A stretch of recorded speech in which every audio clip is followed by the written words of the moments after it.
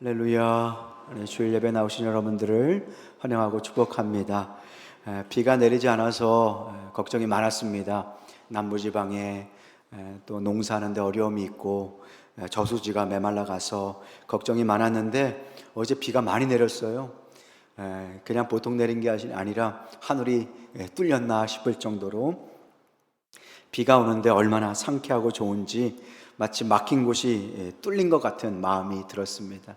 오늘 아침도 아침에 이제 차를 타고 오는데 공기가 얼마나 상쾌한지 창문을 열어놓고 신나게 교회로 달려왔습니다. 비 내리는 모습을 보면서 이런 생각이 들었습니다. 사람이 아무리 대단하고 AI 시대가 되어도 하나님께서 때를 따라 비를 내려주셔야 우리가 사는구나, 우리가 그런 존재구나 라는 것을 깨닫게 되었습니다. 어제 8월 15일 광복 81주년이 되는 해였습니다. 다니엘서를 통해서 본 것처럼 역사의 주관자 되시는 그 하나님께서 우리 민족에게 광복의 기쁨을, 그리고 세계 역사의 유래를 찾을 수 없을 만큼 큰 은혜를 주셨습니다. 원조를 받던 나라, 가난한 나라에서 원조를 주는 나라, 50년 만에 민족의 운명과 역사를 바꿔 주셨죠. 그래서 어느 기업가가 이렇게 고백하더라고요. 정말 동감이 되었는데, 하나님 없이는 대한민국의 역사는 해석이 안 됩니다. 오늘의 대한민국을 하나님이 없이는 설명할 길이 없습니다. 여러분들 동의하십니까? 얼마나 은혜가 되는지 몰라요. 아무리 잘나고 대단한 민족과 국가도요, 하나님을 떠나면 그때부터 망가지고 무너지는 것을 보게 됩니다. 영국의 모습을 한번 보세요. 얼마나 해가 지지 않는 나라, 얼마나 많은 신학자들이, 탁월한 신학자들이 있었습니까? 그 영국의 몰락을 우리가 봅니다. 기독교의 문화와 예술을 꽃피운 프랑스의 모습을 한번 보세요. 올림픽 때 그 망가지고 깨어진 타락한 문화의 비참함을 우리는 모두 보게 되었습니다. 이렇듯 개인이든 국가든 가정이든 하나님께서 은혜의 비를 내려주셔야, 주님을 붙잡아야 사는 줄로 믿으시길 바랍니다. 오늘 우리 민족이, 교회가, 우리 가정이 하나님의 이른 비와 늦은 비로 풍성하게 믿음의 꽃을 피우시기를 주님의 이름으로 축복합니다. 그런 의미에서 앞뒤 좌우 형제자매들과 이렇게 인사했으면 좋겠는데요. 비를 맞읍시다. 한번 이렇게 인사하겠습니다. 은혜의 비를 맞자는 겁니다. 여러분들 비 내릴 때 또 나가서 비 맞으시면 안 됩니다. 오늘 예수님께서는 이 죄를 밝혀서 제자들에게 보여주십니다. 이 죄는 무엇과 같을까? 예수님께서 비유로 자주 말씀해 주셨거든요. 그래서 죄는 어떻게 우리 안에 역사하고, 또 우리 안에 죄가 어떻게 우리의 삶을 파괴하는지, 좋은 비유를 통해서 창조주이신 예수님께서 이 땅의 비유로 우리에게 말씀해 주셨습니다. 오늘 예수님께서 우리의 삶의 기쁨을 빼앗아가고 하나님 앞에 쓰임받을 우리의 귀한 인생들을 낭비하게 만드는 이 도둑의 정체가 무엇인지 오늘 한 단어로 알려주십니다. 마가복음 8장 15절 말씀 함께 다시 한번 읽어볼까요? 시작.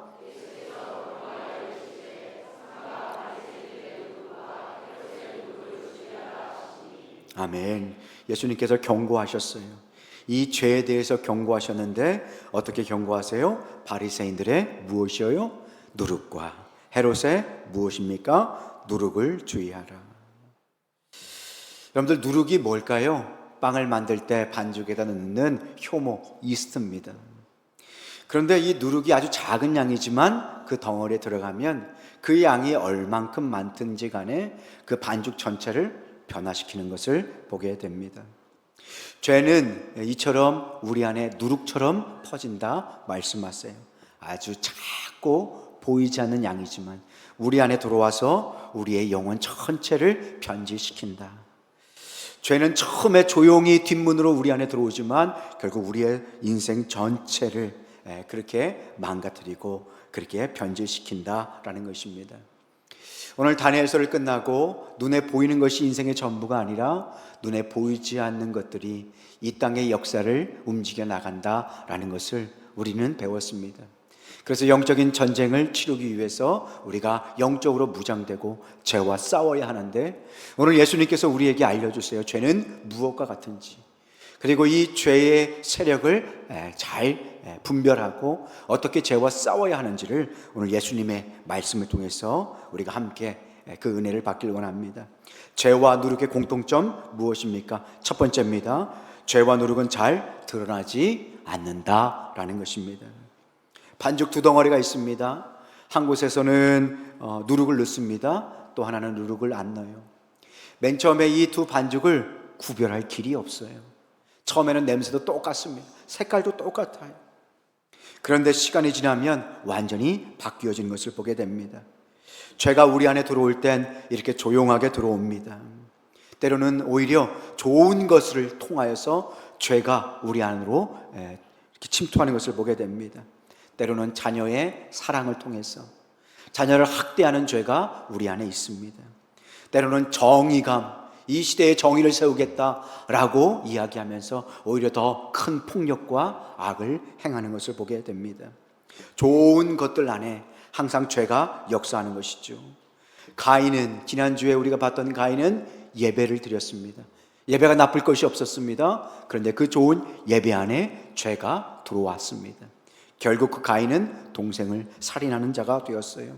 사울도 마찬가지입니다. 왕의 사명을 주셨는데 이 귀한 사명을 말씀대로 순종하지 못하니까 그의 인생과 왕의 직분이 완전히 처참하게 망가지는 것을 보게 됩니다.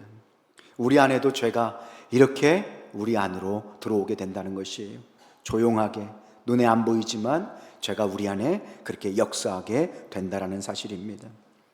오늘도 무한한 영적인 전쟁을 통해서 여러분들 이 자리에 왔어요. 작은 문을 통해서 죄가 우리 안에 들어와서 예배를 막고, 그래서 주일날 참 우리가 영적으로 준비되어야 돼요. 왜냐하면 오다가 싸우는 경우가 너무 많거든요. 토요일까지 행복했어요. 그렇죠? 그런데 주일 아침만 되면은 사단이 역사해요. 그래서 오늘도 싸우고 오신 분들이 몇 분 보이세요? 얼굴 보면 다 압니다. 그런데 죄는요, 이렇게 보이지 않게 우리 안에 들어오는 거예요. 누룩과 같이 보이지 않게 작은 양이지만 침투하여서 좋은 것들을 망가뜨립니다. 두 번째, 죄와 누룩의 공통점은 무엇입니까? 살아있다라는 것입니다. 살아있다라는 것의 특징이 무엇입니까? 그래서 쉬지 않고 확장한다라는 것이에요. 여기가 중요합니다. 누룩은요, 살아있는 생물, 미생물입니다. 살아있다는 것은 확장하고 쉬지 않고 자란다라는 것이에요. 죄가 그렇다. 그래서 예수님께서 무엇을 주의하라? 누룩을 주의해야 한다 말씀하십니다. 죄는 우리 안에 살아있는 세력처럼 거주합니다. 몰래 들어와서, 소리 소문 없이 들어와서 하루도 쉬지 않고 우리 안에서 자라기 시작합니다. 그래서 17세기 영국을 대표하는 저명한 신학자 존 오웬은 죄의 죽임이라는 책에서 죄가 어떻게 역사하는지를, 그 흐름을 우리에게 보여줍니다. 처음에 죄는 우리의 생각을 통해서 들어옵니다. 누룩처럼 작은 약이지만 생각에 뿌리 내립니다. 이 생각이 우리의 정서, 마음을 바꿉니다. 그리고 이 마음이 바뀌어진 타락한 마음 가운데 의지가 동원됩니다. 그리고 악한 행동을 하게 되는 것이죠. 실제 죄의 행동을 하게 됩니다. 그런데 죄는 항상 우리의 영혼과 마음에 길을 놓게 됩니다. 처음에 죄를 지었을 때 두렵고 떨리지만 그 다음엔 반복이 되는 거예요. 습관이 되고 길이 나게 되는 것입니다. 그리고 그 죄가 우리 안에 습관으로 자리를 잡습니다. 이 계속된 습관이 우리의 성향, 정서를 만들어냅니다. 그리고 그것이 인격이 되고 인생이 되고 운명이 되고 그 자신뿐만 아니라 그 주변까지 파괴하는 것을 보게 됩니다. 그래서 죄는 멈춰지지 않습니다. 죄는 살아있습니다. 우리를 지배하고 통치하고 망가뜨리고 끝내 파멸하는 순간까지 우리 안에서 계속 자라고 성장하게 된다는 것입니다. 죄와 누룩의 공통점 무엇입니까? 세 번째, 머물지 않고 전체를 변질시킵니다. 고린도전서 5장 6절 말씀 우리 함께 한번 읽어볼까요? 시작. 너희가 자랑하는 것이 옳지 아니하도다. 적은 누룩이 온 덩어리에 퍼지는 것을 알지 못하느냐. 적은 누룩이 어디에 퍼진대요? 온 덩어리에 퍼진다. 죄는 조용히 들어온다. 그러나 그 영향력은 막대하다. 잘하고 성장한다. 쉬지 않는다. 너희는 잘지라도 죄는 우는 사자와 같이 너희를 삼키려고 할 것이다. 전체를 변질시킬 것이다. 여러분들 반죽을 한번 보세요. 거기에 효모, 이스트, 누룩 조금만 넣으면요, 그 전체가 완전히 바뀌어지는 것을 보게 됩니다.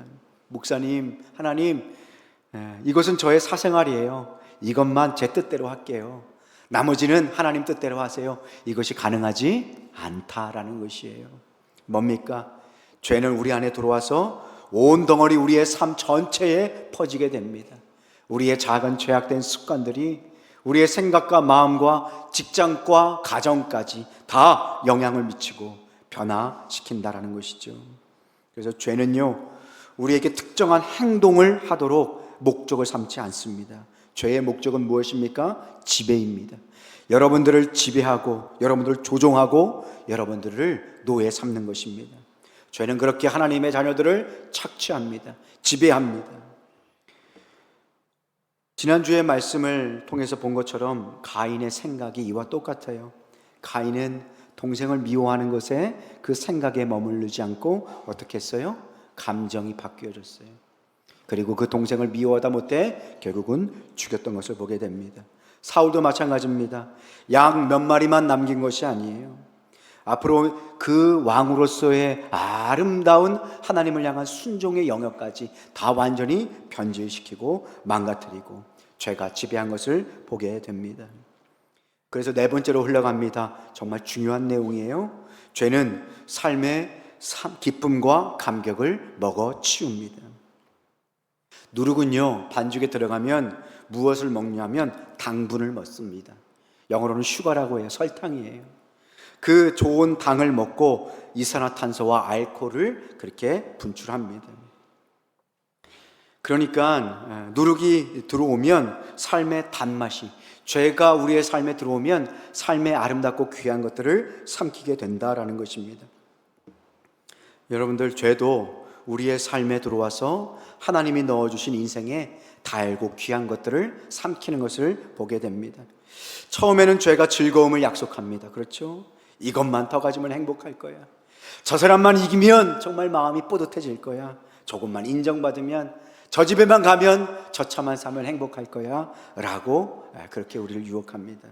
그런데 죄를 먹이면 먹일수록, 성장하면 성장하고, 우리를 지배하면 지배할수록 오히려 감사가 줄고 예배의 기쁨과 감격이 사라지는 것을 보게 됩니다.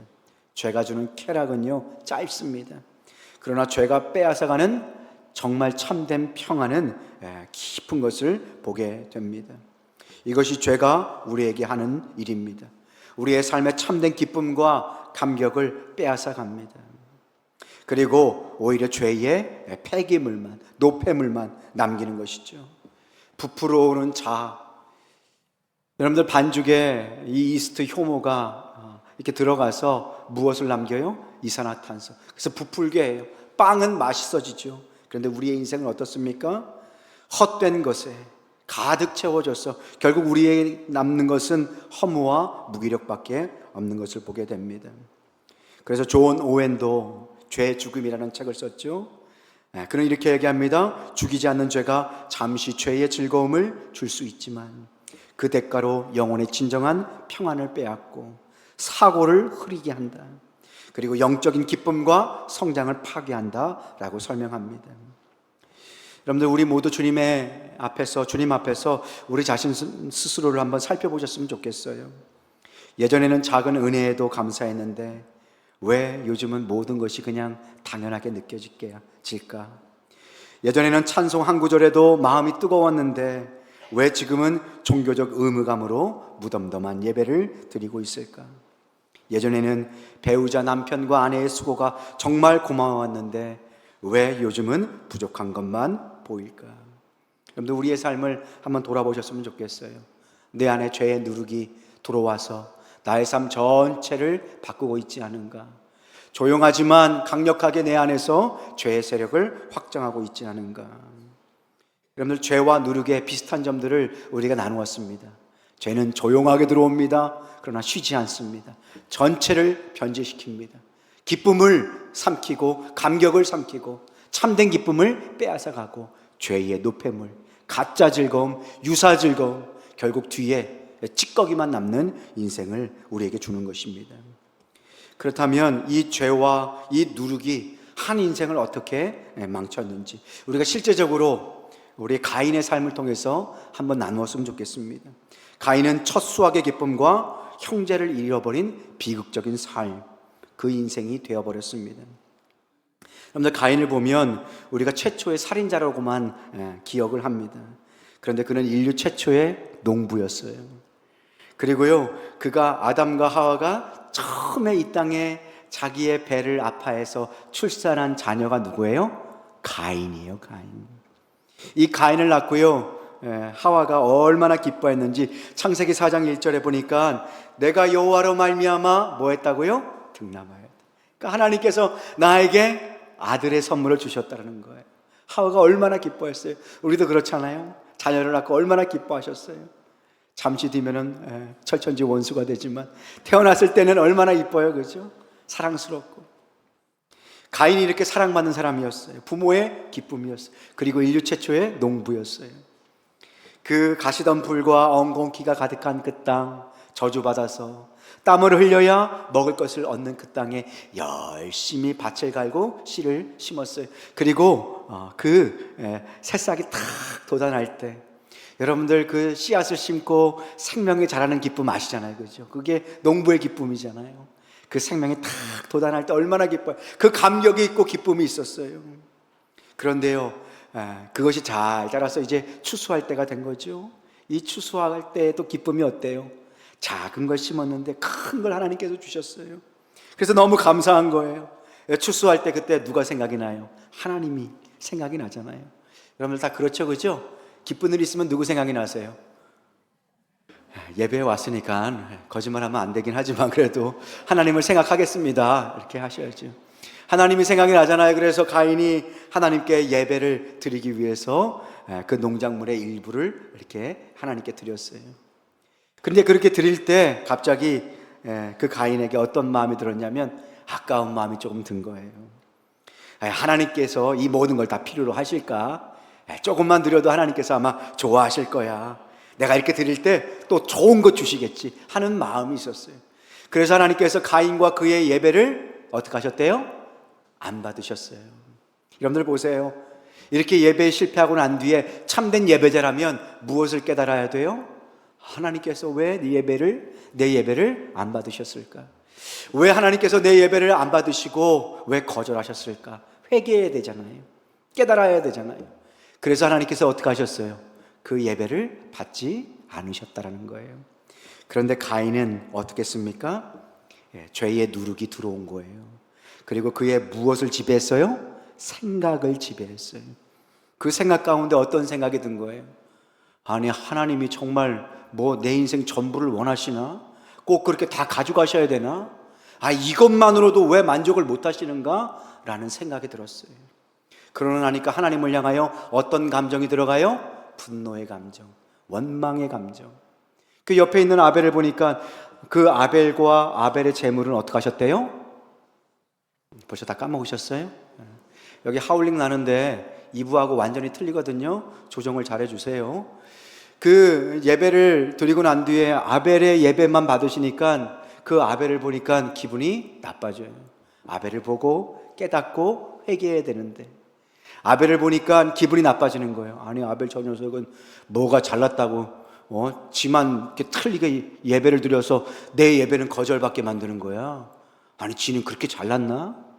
아니, 도대체 나를 어떻게 보고, 형을 어떻게 보길래 나를 이렇게 망신을 시키지? 생각이 변질되니까 감정도 변질이 되고 왜곡이 되는 거예요. 동생은 동생 나름대로 하나님께 예배를 드렸는데 동생을 볼 때 미움의 마음이 드는 거예요. 왠지 거절의 마음도 들고 나를 무시하는 것 같고 미워하는 감정이 찾아오는 거예요. 그러면서 그의 마음이 어떻게 됐습니까? 가인이 몹시 분하여 안색이 변하였다. 그래서 이 가인이 행동으로 옮기기 전에, 동생을 죽이기 전에 누가 찾아오셨을까요? 하나님이 찾아오셔요. 그러면서 뭐라고 말씀하시냐? 내가 분함은 어떤 의미이냐? 왜 안색이 변하였느냐? 하나님께서 어떻게 하세요? 그의 감정과 생각을 돌아보게 하세요. 왜? 그의 머리와 생각과 감정에 무엇이 뿌려졌어요? 누룩이, 죄가 역사하기 시작했거든요. 그래서 너의 생각과 마음을 주님 앞에 정리해라, 회개하라 라고 말씀하시는 거예요. 그러면서 우리 주님께서 뭐라고 경고하십니까? 죄가 문에 엎드려 있다. 죄가 너를 원한다, 다스리길 원한다, 너를 지배하길 원한다. 그러나 너는 죄를 어떻게 하라? 다스려라. 그런데 가인은 여기에서 실패했어요. 마음속에 누룩이 자라고 이 마음속에 누룩은 그의 감정 전체를 지배했어요. 그리고 동생만 보면 마음이 쓰린 거예요. 동생을 죽이지 않으면 내 삶에 평화가 없을 것 같다. 동생만 죽이면 하나님이 내 예배를 받으실 것 같다. 라는 죄의 왜곡이 일어나는 거예요. 그 다음에 어떡합니까? 의지를, 그리고 그의 손을 통해서 누굴 죽여요? 동생을 죽이는 것을 보게 됩니다. 죄는 여기서 멈추지 않아요. 하나님께서 그래도 다시 기회를 주기 위하여 가인을 찾아갑니다. 내 아우가 어디 있느냐? 그때 가인은 어떻게 대답해요? 내가 알지 못합니다. 거짓말하는 거예요. 하나님과의 관계까지 끊어지기 시작합니다. 그러면서 하나님께 뭐라고 얘기했어요? 내가 아우를 지키는 자이니까. 하나님이 지키는 건 아니었습니까? 하나님이 계신데 동생을 죽게 내버려 두었습니까? 자기가 죽여놓고 누굴 원망하는 거예요? 하나님을 원망하는, 하나님 책임으로 돌리는 거예요. 사람에 대한 원망은 결국 어디까지 간다고요? 하나님을 원망으로 이어지는 것이에요. 여러분들, 이 가인의 삶이 완전히 망가질 뿐만 아니라 한번 보세요. 하나님이 주시는 그 기쁨을 완전히 빼앗겼어요. 아담과 하와가 가인을 낳고 어떻게 했다고요? 기뻐했어요. 그런데 그 아담과 하와, 그 가정은 어떻게 됐을까요? 형제가 자기의 아들이, 큰 아들이 작은 아들을 때려 죽인 그 사건, 그 비참함, 그 가정 가운데 있는 모든 기쁨을 죄가 삼켜버린 것입니다. 가인도 농사를 짓는 그 기쁨, 평생 주님 안에서 예배하며 농사를 짓고 주님께 예배하는 기쁨을 빼앗겼어요. 그리고 동생도 어떻게 했어요? 잃어버렸어요. 여러분들 한번 보세요. 가인이 동생을 보면서 아벨아, 왜 하나님께서 내 예배를 안 받으셨는지 모르겠다. 너는 어떻게 드렸느니? 내가 뭘 잘못했는지 모르겠어. 형 좀 가르쳐주라. 그러면 둘이 서로 머리를 맞대고 기도하면서 형을 위하고, 그러면서 가인도 온전한 예배자로 쓰고 농사도 짓고 부모를 잘 섬기고, 그렇게 동생이 아름다운 가정을 이루며 사는 모습을 보는 기쁨, 그 아름다운 기쁨을 잃어버리게 된 것이죠. 누구 때문에요? 누룩과 같은 죄 때문에. 이 죄는 누룩과 같아서 우리 안에 참 기쁨을 빼앗아 갑니다. 여러분들, 죄로 인해서 가인의 인생은 단맛이 사라진 인생, 쉬어 빠진 인생이 되어버린 것이에요. 이 가인뿐만 아니라 사울 안에 역사하는 죄의 역동성, 죄의 메커니즘이 어떻게 사울을 망가뜨렸는지, 이 누룩과 같은 작은 죄가 사울의 인생 그리고 그의 나라 전체를 어떻게 좀먹게 되었는지를 한번 살펴봤으면 좋겠습니다. 하나님께서 사울에게 명령을 주셨어요. 어떤 전쟁의 명령을 주셨어요? 아말렉과의 전쟁. 아말렉이 이스라엘 백성을 어떻게 했어요? 그 광야 행렬 가운데 뒤에 있는 연약한 여인들 그리고 노인들만 거기만 쳐서 죽이고 노예로 끌고 가고, 그것을 계속 반복했어요. 그래서 헤렘의 전쟁, 하나님의 심판, 전쟁을 해서 그 민족 전체를 하나님의 심판 아래 두어라. 그래서 어떤 탈취물도 사울이 가질 수 있었어요? 못 가졌어요? 못 가졌어요. 왜요? 그건 하나님의 전쟁이기 때문에. 그런데 사울이 전쟁을 치르는 중에 좋은 양, 좋은 소, 좋은 가축들이 눈에 보였어요. 그리고 머리에서 생각하기 시작했어요. 아깝다. 아유, 하나님이 명령을 주셨지만 저건 너무 아깝다. 저걸 잘 가져와서 좋은 데 쓰면 좋지 않을까? 내가 하나님의 명령을 다 지켰는데 이 작은 것 하나 하나님께서 뭐라고 하시겠어? 그리고 이거 하나님께 예배 드린다고 쓰면 얼마나 좋겠어. 하나님도 아마 이해하실 거야. 생각의 변질, 타락이 오는 거예요. 그 다음에 감정이 변화됩니다. 어떻게 변화됩니까? 그것을 볼 때 너무 아까운 마음이 드는 거예요. 탐욕의 마음이 드는 거예요. 그리고 그것을 죽이라 명하신 하나님을 향한 원망의 마음이 드는 거예요. 그리고 결국 어떻게 합니까? 생각과 감정이 오염이 되었어요. 죄의 누룩은 점점 퍼져갑니다. 사울의 의지가 바뀌고 사울의 행동이 바뀌어요. 어떻게 해요? 하나님의 명령대로 다 죽이라 해서 죽이지 않고 좋은 것들을 어떻게 했어요? 살려두었어요. 아말렉의 왕 아각도 살려두었어요. 왜요? 자기 밑에 두고 수하에 두고 평생도록 좋은 것을 가져가려고. 이뿐만 아닙니다. 이스라엘 백성들은 전쟁을 치룰 때 하나님의 이름으로 나아갔어요. 그래서 전쟁에서 이길 때 누가 승리를 주신 거예요? 하나님이 승리를 주신 거예요. 근데 사울이 길갈에 기념비를 크게 세웠어요. 거기에 누구의 이름이 가장 크게 들어갔을까요? 하나님일까요? 사울일까요? 사울의 이름이 들어간 거예요. 작은 죄가 누룩처럼 그의 안에 들어왔을 때 그의 죄가 그 양과 소를 감춰두는 것에 끝나는 것이 아니에요. 자기를 높여서 누구의 자리에 둔 거예요? 하나님의 자리에 둔 거예요. 뿐만 아닙니다. 이 누룩과 같은 죄는 그의 삶 전체를 집어삼킵니다. 사무엘상 18장 7절에서 9절 말씀에 보면 여인들이 뛰놀며 노래하며 사울이 죽인 자는 천천히고 다윗이 죽은 자는 만만이다. 사울이 그 말에 심히 불쾌했어요. 노했어요. 다윗에게는 만만을 돌리고 나에게는 천천만 돌리니. 그날 이후로 사울이 누구를 주목했대요? 다윗을 주목했다.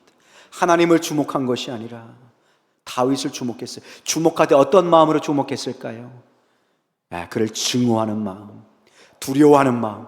저 다윗이 골리앗을 물리치고 블레셋을 물리치고 이제 얻을 것은 이 왕의 자리밖에 없는데 내가 저 녀석 가만두면 안 돼야지.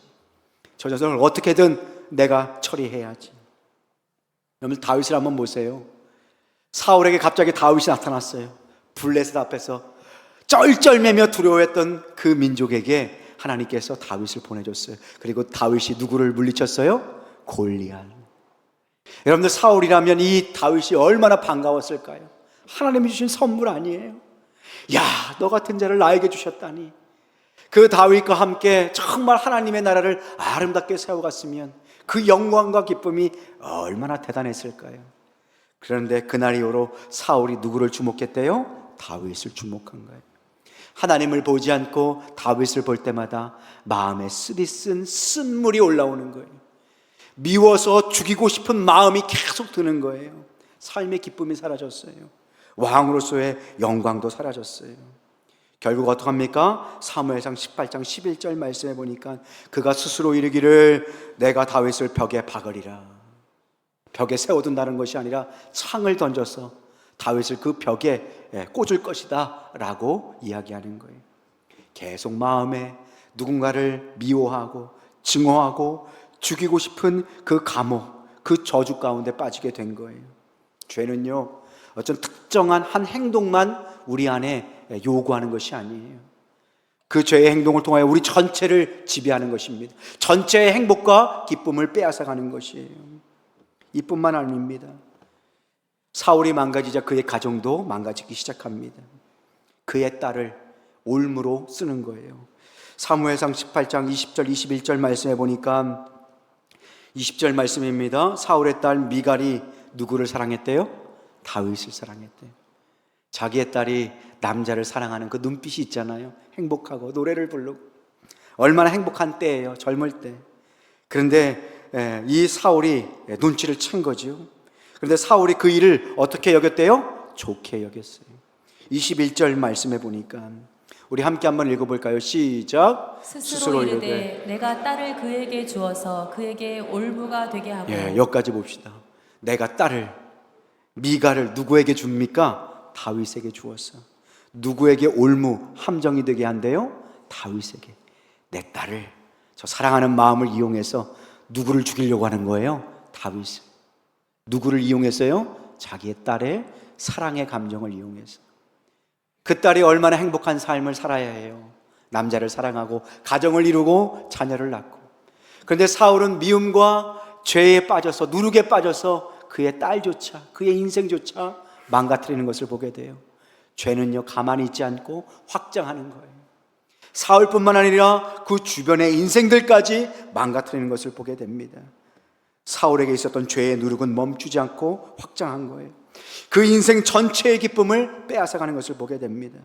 이뿐만 아니에요. 사울에게는 아들이 있어요. 그 아들의 이름이 뭐예요? 요나단. 그래서 다윗과 요나단 이렇게 하잖아요. 정말 절친이잖아요. 그런데 이 요나단이 다윗을 볼 때 정말 하나님께서 함께함을 봤어요. 그래서 요나단이 이제 왕자로서 그 다음 왕위를 이어야 되는데 다윗에게 뭐라 그래요? 네가 진짜 이스라엘 왕이야. 네가 왕이 돼야 돼. 요나단은 다윗을 볼 때마다 기뻤어요. 그런데 사울은 어떡합니까? 이 다윗 옆에서 늘 그 다윗을 도와주는 아들 요나단이 미운 거예요. 30절 말씀에 화가 나가지고 요나단에게 이렇게 저주를 퍼붓습니다. 사울이 요나단에게 화를 내며 그에게 이르되 폐역무도한 계집의 소생아. 자기 엄마를 저주하는 거죠. 자기 아내를 저주하는 것입니다. 내가 이새의 아들이 누구예요? 다윗을 택한 것이 내 수치와 내 어미의 벌거벗은 수치가 됨을 내가 어찌 알지 못하랴. 내가 다 알고 있다 라는 거예요. 너는 태어난 것이 잘못됐다. 네 엄마조차 수치스러운 발가벗은 여인이다. 어떻게 해요? 자기 아들의 출생조차 부정하고 저주하는 것을 보게 돼요. 자기 아들을 잘 키워서 앞으로 귀한 왕이 될 감으로 만들고 그 아버지와 아들의 아름다운 우정, 그 아름다운 기쁨을 누릴 수 있는 것을 뭐가 뺏어가는 거예요? 죄가 다 뺏어가는 거예요. 우리도 자녀들에게 이러한 상처를 줄 때가 있지 않습니까? 내가 너만 아니었으면 네 아빠랑 네 엄마랑 당장 이혼했을 거야. 너 때문에 죽지 못해서 산다. 네가 성공 못하면 엄마 그냥 죽어버릴 거야. 자녀에게 할 수 있는 큰 상처, 평생을 잊을 수 없는 상처 아닙니까? 뿐만 아닙니다. 사무엘상 20장 33절 말씀 보니까 사울이 요나단에게 창을 던져. 요나단이 누구라고요? 자기 아들이에요. 자기 딸 미갈뿐만 아니라 요나단까지 그렇게 하지 못할 말을 하고 결국 창을 던져서 자기 아들을 죽이려고 하는 거예요. 아들이 얼마나 귀한 선물입니까? 자녀 때문에 얼마나 귀한 기쁨을 누립니까? 키우는 기쁨, 성장하는 기쁨. 그런데 모든 기쁨을 죄가, 누룩이 다 빼앗아 간다라는 것이에요. 이뿐만 아니라 사울은 피해 의식에 사로잡힙니다. 사무엘상 22장 8절 말씀에 보면 너희가 다 공모하여 나를, 사울 자신을 얘기하는 거예요. 나를 다 대적한다. 이 세상에 내 편은 한 명도 없다. 왜 나를 이렇게 미워하냐? 왜 나를 죽이려고 하냐? 피해 망상, 피해 의식 가운데 사는 거예요.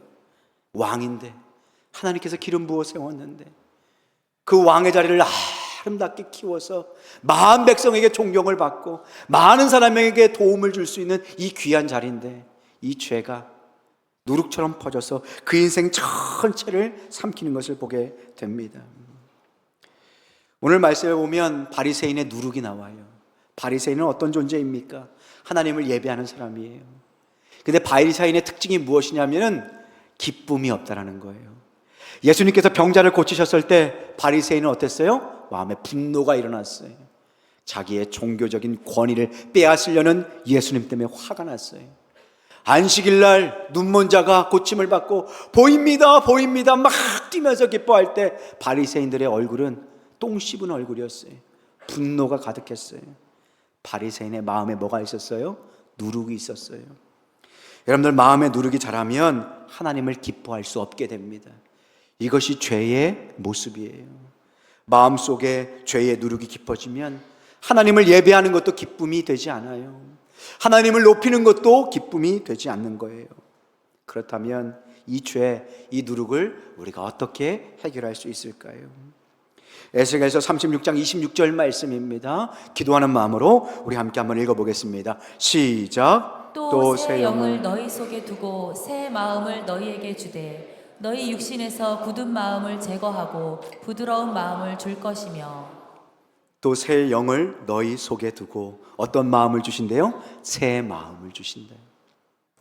그러니까 누룩이 들어가서 변질되고 냄새나는 그 마음을 하나님께서 다 씻으시고 어떤 마음이요? 새 마음을 주신다라는 것입니다. 오늘 바라옵기는 사모하는 여러분들에게 하나님께서 누룩이 가득한 마음을 제하여 주시고 새로운 마음을 선물로 주시기를 주님 이름으로 축복합니다. 그래서 하나님께서 때로는 우리를 광야 학교로 보내세요. 우리의 삶을 흔드세요. 그리고 어려움 가운데 누구만을 바라보게 하십니까? 하나님만을 바라보게 하시고 그 다음에 우리 가운데 새로운 마음을 빚으십니다. 수술을 받고 집에 와서 요양을 하고 있는 성도님의 집에 방문을 했어요. 예배를 드렸어요. 그러면서 이런저런 삶의 이야기를 나누고 기도 제목을 나누는데 그분께서 이렇게 이야기하셨습니다. 목사님, 수술 끝나고 사흘 만에 물 한 모금을 처음 마셨습니다. 목사님, 맹물이 그렇게 달고 시원한지 처음 알았어요. 그리고 그때 창문으로 햇살이 쏟아지는데 눈물이 마르지 않았어요. 멈출 수 없었어요. 생각해보니 평생 그 해를 공짜로 받고 살고 있었더라고요. 그분은 건강할 때 늘 부족한 것을 세는 분이셨습니다. 늘 마음 가운데 원망이 있고 부족한 것을 지적하는 사람이었어요. 그런데 그 어려움을 통해서 하나님이 어떤 마음을 주신 거예요? 새 마음을 주셨어요. 그래서 받은 것을 감사하며 받은 은혜를 셀 수 있는 마음을 허락해 주셨어요. 때때로 우리의 삶에 어려움이 있습니다. 고난이 있습니다. 여러분들 이 고난과 어려움의 때에 하나님 앞에 엎드릴 수 있기를 소망합니다. 그때 하나님께서 우리에게 새 마음을 빚으세요. 작은 것에도 감사할 수 있는 마음, 누룩으로 인해서 변질된 우리의 마음을 완전히 깨끗하게 바꾸시는 주님의 마음인 것입니다. 뿐만 아니라 우리 주님께서는 이 묵은 누룩을 잘라내야 된다, 도려내야 된다, 내가 고치겠다 말씀하십니다. 로마서 8장 13절 말씀입니다. 함께 한번 읽어보겠습니다. 시작. 너희가 육신대로 살면 반드시 죽을 것이로되 영으로서 몸의 행실을 죽이면 살리니. 너희가가 주제입니다. 주어예요. 너희가 육신대로 살면 반드시 죽을 것이로되 영으로서 몸의 행실을 어떻게 해야 된대요? 죽여야 된다. 누가 죽여야 되는 거예요? 너희가. 여기서 중요한 말씀이 나옵니다. 죄와의 싸움은 누가 대신 싸워주는 것이 아니에요. 하나님의 말씀에 누가 싸우라고 말씀하십니까? 너희가. 여기에서 너희가가 누구예요? 바로 우리 자신이에요. 네 스스로 싸워야 된다. 그런데 우리 힘만으로 싸우는 것이 아니라 무엇으로서 싸워야 된대요? 영으로서, 성령으로서 싸워야 된다라는 것입니다. 그래서 여러분들 이번 한 주간 이 몇 개를 기억하셨으면 좋겠어요. 첫 번째, 죄를 죽여야 되는데 우리는 무엇을 어떻게 해야 하는가? 여러분들의 생각과 여러분들의 정서를 어떻게 해야 돼요? 감시하셔야 돼요. 존 오웬이 이야기했죠. 이 죄의 누룩이 어디로 온다고요? 생각으로. 가인 생각해 보세요. 사울을 생각해 보세요. 그리고 이 생각이 우리의 마음을 어떻게 하는 거예요? 미혹하는 거예요. 그 다음에 의지가 발동이 되고 행동으로 나오고 이것이 습관이 되는 것입니다. 여러분들 한 주간 여러분들의 생각과 여러분들의 감정을 말씀으로, 하나님의 빛으로 잘 감시할 수 있기를 소망합니다. 여러분들, 죄는요 가만히 두면 우리 안에 퍼지는 거예요. 그러나 잘 감시해야 합니다. 그래서 생각을 하나님의 말씀의 빛으로 가져오셔야 합니다. 여러분들 한 주간 동안 하나님의 말씀을 읽으시고 그 말씀을 따라 생각하시고 그 말씀에 순종할 수 있는 여러분 되시길 소망합니다. 우리의 삶, 생각, 감정을 돌아봐야 되는 거예요. 가인이 하나님을 원망하고 미워하고 동생을 죽이고 싶은 마음이 들 때 우리 주님께서 찾아오셨잖아요. 네가 분노하는 것이 웬일이냐? 네 얼굴이 왜 그렇게 변화되었냐? 깨달아야 된다. 회개해야 된다. 너의 생각을 말씀의 빛으로 가져와라 라고 말씀하십니다. 마음 가운데 아직도 갈등하는 것이 있다면, 그리고 세상이 주는 유혹이 있다면 하나님 앞에, 말씀 앞으로 가져 나올 수 있기를 주님의 이름으로 축복합니다. 두 번째, 굶기셔야 합니다. 여러분들 살 빼려고 굶지 마시고요, 죄를 굶어 죽여야 되는 거예요. 누룩이 자라지 못하도록 누룩이 먹는 당분을 주지 말아야 된다는 것입니다. 죄의 먹이를 끊어야 한다는 것입니다. 로마서 13장 14절 말씀해 보니까 아무 일이든지 육신의 일을 도모하지 말라. 육신이 죄가 쓸 물건들을 쌓아두지 말라라는 뜻입니다. 무엇입니까? 여러분들 죄가 역사하는 시간이 있고 장소가 있어요. 여러분들 핸드폰의 어플리케이션, 무엇이 여러분들을 죄로 끌고 갑니까? 여러분들 그 먹이를, 죄의 먹이를 주는 것을 끊으셔야 돼요. 핸드폰에 있는 어플리케이션, 여러분들 죄로 끌고 가는 거 여러분들 지우셔야 합니다. 특정한 모임, 특정한 장소가 죄의 먹이가 될 때가 있어요. 여러분들의 생각과 마음을 주의 말씀의 빛 앞에 두시고 여러분들 죄를, 그리고 죄에게 먹이를 주는 그 행동을 잘라낼 수 있기를 주님의 이름으로 축복합니다. 그리고 세 번째, 비우는 데서 끝나지 마시고요, 은혜로 채우셔야 돼요. 죄는요, 죄가 주는 즐거움은 어떻게 이길 수 있냐면 하나님이 주시는 참된 기쁨으로만 이길 수 있는 거예요. 이를 악물고 싸우고 잘라내야지 그렇게 해서 이기는 것이 아니에요. 더 큰 기쁨을 누리면 더러운 기쁨은 더 이상 우리 안에 있을 수가 없는 것입니다. 사랑하는 성도 여러분, 하나님이 주시는 그 은혜를, 그 은혜의 담비를 마음껏 누리실 수 있는 여러분 되시기를 주님의 이름으로 축복합니다. 우리의 마음에 기뻐하는 것이 무엇인지 여러분들 돌아보셨으면 좋겠어요. 건강한 음식을 좋아하는 습관이 들어야 우리도 그 음식을 기쁨으로 먹으며 우리의 육신도 건강해지는 것처럼 세상에 주는 그 죄의 찌꺼기가 아니라 하나님 주시는 그 예배의 기쁨, 찬양의 기쁨, 그 기도의 기쁨을 누리실 수 있길 소망합니다. 누군가 미운 마음이 든다면, 원한이 있다면 하나님 앞에 내려놓고 기도하시고 오히려 그들을 축복할 수 있는 믿음을 달라고 기도하십시오. 마음 가운데 교만한 마음이 든다면 오히려 그 사람들을 축복해주고 격려해 줄 수 있는 큰 믿음을 달라고 주님 앞에 기도하십시오. 여러분들 비우는 데 끝내지 마시고요, 하나님께서 더 충만한 것으로 채워주시길 위하여, 그리고 기도한 대로 응답하시는 그 주님 앞에 무릎 꿇고 기도하실 수 있길 소망합니다. 마지막 네 번째는요, 여러분들 십자가 앞으로 나아가셔야 합니다. 죄는요, 우리가 죄 짓고 나면 하나님으로부터 멀어지게 만들어요. 예배를 안 드리게 만들어요. 기도하지 못하게 만들어요. 그리고 그 죄 아래서 죄의 지배로 들어가게 만듭니다. 근데 여러분들, 때로는 넘어지고 쓰러질 때마다 우리는 오히려 십자가 앞에 달려나가 올 수 있는 여러분 되시길 소망합니다. 아이가 뭐 잘못해놓고 집 나가는 애들이 있어요. 저도 예전에 그랬거든요. 화병을 깨트려 놓고 집을 나가가지고 늦게까지 들어가지 않았어요. 근데 여러분들 그게 뭐예요? 자녀는요, 잘못하면 누구한테 먼저 가야 돼요? 부모님한테 먼저 가서 차라리 빨리 혼나는 게 낫잖아요.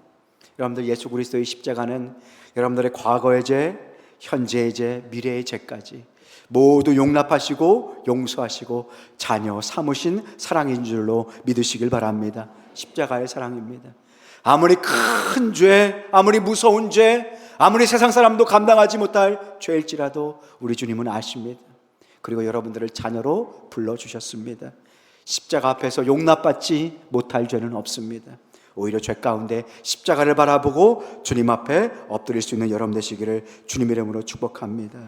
그래서 죄는 우리를 더 이상 다스릴 수 없습니다. 이것이 중요해요. 죄는 우리의 왕이 아닙니다. 우리의 왕은 우리를 지으신 하나님이십니다. 로마서 6장 14절 말씀이에요. 이 말씀 한 주간 동안 꼭 붙드셨으면 좋겠어요. 함께 읽겠습니다. 시작. 죄가 너희를 주장하지 못하리니 이는 너희가 법 아래 있지 아니하고 은혜 아래 있음이라. 아멘. 이는 너희가 법 아래 있지 않고 어디 아래 있대요? 예수님의 십자가, 은혜 아래 있다. 죄가 너희를 더 이상 주장하지 못한다. 더 아름답고 귀한 기쁨이 있다. 하늘의 영광이 있다. 그것을 누리는 자가 되어라. 죄의 누룩을 도려내라. 그리고 죄가 먹는 음식을 잘라내라. 굶어 죽여라. 그리고 우리의 왕이신 예수 그리스도의 십자가를 붙들고 날마다 힘써서 믿음의 전진을 하라. 하나님의 명령을 따라서 죄의 소리가 아니라 주의 음성을 듣고 늘 십자가 앞에 엎드릴 수 있는 여러분 되시기를 주님의 이름으로 축복합니다. 오늘 시간 함께 기도했으면 좋겠는데요, 말씀을 붙들고 기도합시다. 하나님, 가인의 삶을 보고 사울의 삶을 봅니다. 우리 안에 있는 이 누룩 하나님 제하여 주시고 새 마음을 허락하여 주옵소서. 성령으로 기름 부어 주셔서 우리 안에 죄의 소욕은 떠나가게 하여 주시고 하늘의 영광을 위하여 참된 기쁨을 위하여 사는 우리의 삶 되게 하여 주옵소서. 우리의 왕이신 주님께서 나의 삶을 다스려 주옵소서. 말씀을 붙들고